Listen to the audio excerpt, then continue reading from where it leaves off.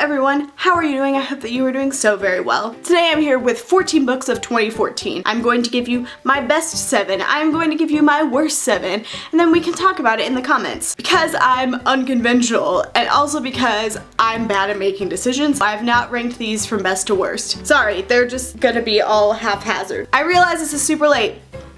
Deal with it. You're still getting this video from me. I'm gonna start with my best 7 and then I'm gonna transition into my worst 7 or least favorite, whatever you want to call it. So let's start with the best books. First up, I've got Amy and Roger's Epic Detour by Morgan Matson. 2014 was the year that I discovered Morgan Matson and all of her amazingness. First I read Since You've Been Gone, then I read Amy and Roger's Epic Detour, then I read Second Chance Summer. They all just blew my mind and were exactly the kind of contemporary that I love. I think one of the things I love most about Amy and Roger's Epic Detour is that it's not just a romance. There's a lot deeper things dealt with in these books, and things like grief, things like loss, things like finding yourself. So it's not just solely about the romance. While that can be great, I like having a little bit more depth to my books. This is a book that I would reread again and again and again, and I probably will because of the character development, because of the issues dealt with. It's just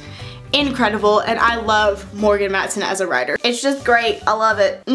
Next up, I've got Air of Fire by Sarah J. Maas. I read all of the Throne of Glass series books that are released so far in the year of 2014, and this has become one of my all-time favorite series. I love Selena as a character, I love Kaol, I love Dorian. In this one, I love Rowan. I just love all of the people. And Sarah J. Maas's writing just keeps getting better and better, and Air of Fire was definitely her best. Selena's growing as a character, and I just can't wait to see where she goes. One of the things I love about Selena especially is that she's not afraid to be afraid. She acknowledges that she's afraid and she works through it. And that's something I could definitely learn from. And who doesn't love a story about a teenaged assassin? The third book I have to show you is Caress by Marissa Meyer. The Lunar Chronicles has become one of my favorite series. Ever since I read Cinder 2 years ago, I was like in love. Following in the style of Air Fire, Caress was definitely the best one in the series so far. I love the new additions of all the characters. Scarlet was great in Scarlet, and Cress is great in Cress. Redundancy. I just love Cinder. She has a lot of issues, she has a lot of problems, and she's still like finding herself. And she kind of runs from a lot of her problems,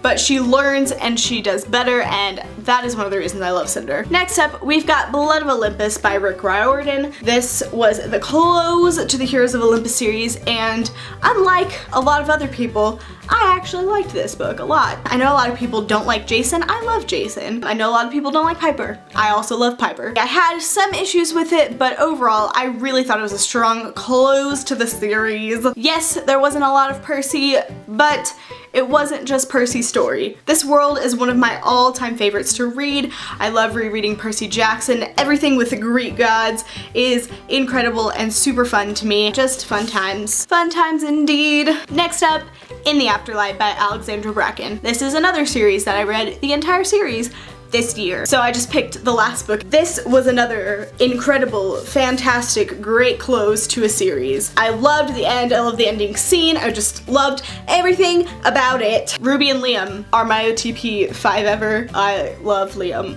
a lot. He's just precious. Precious little baby. Just the whole Darkest Mind series. There were a lot of cliches and a lot of things that happen in a lot of other dystopians, but I loved it anyway. I think it was just how Alexandra Bracken writes her books and writes her characters that stuck with me, that drew me in, despite all of the cliches. Next up, we've got The Bone Season by Samantha Shannon, which the book is not here because my grandma is borrowing it. You're just gonna have to deal with a dust jacket. This is one of those books that I bought on a whim, and a bunch of my friends had already read it and said they loved it, but I was like, don't know if I'm gonna love this book, we'll see. And then I devoured The Bone Season in the Mime Order in like a week, and here we are. Paige is such a great heroine. The main thing that I love about her is that her decisions make sense. One of my most hated tropes is when there's just a lot of self-sacrificing and a lot of things that like logically and strategically don't make sense. Like these people are like, let me sacrifice myself for the group, and you're sitting there thinking, no, that doesn't make any sense. Please stop. No, don't do that. No. But Paige, even her dumb decisions are something that a normal person would do. That is my little rant about the Bone season and why I love it so much. The world is so complex and so interesting and so crazy. I am just in love with this series and I cannot wait to see where it goes. And the last book that I don't have on me because my grandma's borrowing it is The Night Circus by Erin Morgenstern. This was another book that I was expecting to like it a lot, but I was not expecting to love it as much as I did. It's just so whimsical and so crazy and so lovely and so incredible. I just, ugh. Circuses are one of my all-time favorite plot devices. It doesn't get used a lot, but I love reading it, so a circus in a book is always gonna reel me in. Just Erin Morgenstern's writing and the love story part of it and just all of it was amazing. Please everybody go read that book. Please do. Those were the best books of 2014 for me, heyo. And now, let us transition into the worst books. Dun dun dun. First up, The Infinite Sea by Brooke Yancey. This book, man, it was a disappointment until about the last 100 pages, which there's only 300 pages to begin with, so whenever we first found out this book was only about 315 pages, we were like, hopefully there's a lot of action packed into that book. We were wrong. Basically nothing happens in this sequel. I was so looking forward to it. I really enjoyed the fifth wave, and then this travesty happened. I will give the last 100 pages some credit because a lot of plot things happen and a lot of cool things happen, and then there's a plot twist and you're like, whoa, crazy. But the first third of the novel, absolutely nothing happens. They don't move anywhere. They just stay in the same spot and do the same things over and over again. And it's also really hard to get back into this book because you don't get a refresher on who any of the characters are. They just start calling them by their nicknames. If you're like me and you read the fifth wave at the beginning of last year, you don't remember anyone, and then you're having to jump back in where you left off with no reminders at all. Let's have a moment of silence for The Infinite Sea. Why'd you disappoint us like that? Next up, we've got Rumble by Ellen Hopkins. This book frustrated me to no end. The whole summary of it makes you think that something's gonna happen like at the middle of the book and the main character is gonna deal with that and wrestle with that. No, happens at the end of the book, nothing comes of it. Absolutely nothing. Everything that this book is advertised for, everything is a lie. This book is a lie. I did like the prose element of it. It made it a really fast read and I thought it was really interesting, and I liked some of the topics that it dealt with. That false advertisement, it just got me. I just couldn't get past it. And the main character was really frustrating. He annoyed the crap out of me most of the time. Just Rumble.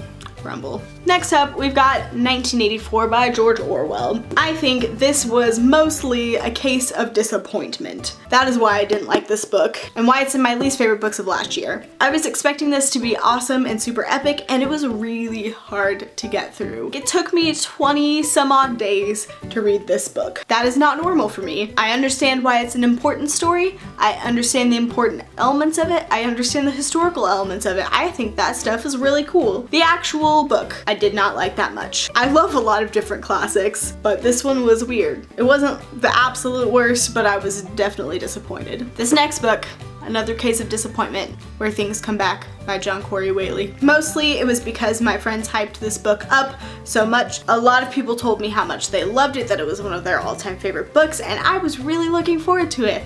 I was super excited, and then it was super weird. The religion aspects of it weirded me out a lot. It was just like really twisted and weird, and I was like, I loved the ending. I loved how everything came together at the end. Just the process of getting there. A lot of things I was like, was that really necessary? No, it wasn't. That is the answer. I didn't really connect with the characters. I didn't feel for them. I was just kind of like, hey, yeah, cool. I wasn't invested in this story, so that's probably part of the reason why as well. Next up, we've got The Cuckoo's Calling by Robert Galbraith, aka J.K. Rowling. This was another book that was really hard for me to get through, and I really wanted to like it, and I think at the end I did enjoy it a little bit, but the process of getting there was difficult. It was really difficult to get through the story. I didn't love it. I didn't think it was the best book ever like a lot of people did. The main character I didn't like that much. His assistant I liked a lot. She was great. And the story was so slow moving. It was just like, okay, when are things gonna happen? When are we gonna get going? When it finally got going, it was good. But it took 300 pages to get there. So sorry, Cuckoo's Calling, I did not like you. Then we have Requiem by Lauren Oliver. The first two books in the Delirium series I really liked on first read. I thought they were beautiful, I thought they were awesome, I thought they were wonderful. Then I reread them and I was like, nope, just kidding, I don't like that. And the ending of Requiem was the most vague, stupidest ending I've ever read in a book. Requiem basically didn't end. It was like, okay, boom, boom, boom, things happen, no closure, we're done. Why? Why would you not give us closure? I'm still a little bit upset about it, it's okay. The writing in that book the second time around annoyed me a lot. The metaphors were really beautiful. Then around the middle of the second book, they got really repetitive and continued on being repetitive till the end of the series. So, Requiem. And lastly, we got The Retribution of Mara Dyer by Michelle Hodkin. I don't think that is a secret that I didn't like this book. There were so many things that she could have done with this book, that she could have pulled together to make an incredible close to the series. She did not do any of them. Mara literally was a completely different character and just nothing happened. Why? Why would you not take a premise as cool as those books and not do something more with it? I felt like nothing happened in the book. They were just like traveling to do nothing. They didn't really have a purpose. Why? There were so many cool things that could have been done with that series and they weren't, and I'm really sad. That was probably the biggest disappointment of the year. I said I wouldn't rank these, but that was probably the biggest. That and The Infinite Sea, they're pretty like the same level of how much I hated them. I don't think I actually gave any of those books that I didn't like a 1 star because I don't give something a 1 star unless there are absolutely no redeeming qualities. The Infinite Sea, the last 100 pages I liked, and some elements of Mara Dyer I liked, but for the most part they were really disappointing. So yeah, those were my best and worst books of 2014. Let me know if you agree with me, if you disagree with me. Respectfully let me know if you disagree with me. We can talk about it. Thank you so much for watching this video and I'll see you next time. Bye!